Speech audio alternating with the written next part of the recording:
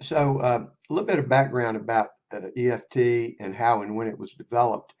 It was developed in the early 90s by a man named Gary Craig, and it was originally developed to deal with emotional issues. And what started happening in the early years as more and more people started using the process, like someone would come in, say they were dealing with depression, or they had anger issues, or anxiety, or some emotional issues. So they would, work with the practitioner, and at the end of the session, and what happens, my sessions are 90 minutes long because I found out early on that an hour just wasn't quite enough to get where I wanted to get. But anyhow, however long the session was, you can get a lot done. You can clear a lot of emotional issues. And as you probably know, when you clear some negative emotions, you just feel lighter, you feel happier, life is just better. So what started happening at the end of the session, after they had worked on all these emotional issues, the client would say, you know what, my headache's gone, or my back doesn't hurt anymore, or my knee feels better.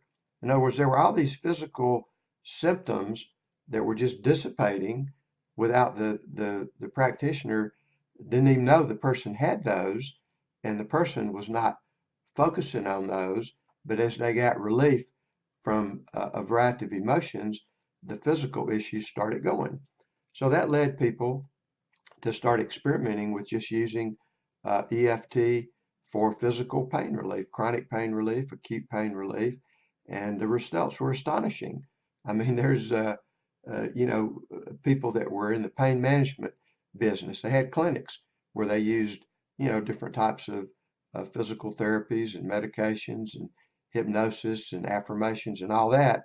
And these people are always looking for ways to improve their results. So some of them found out about EFT. They started using it.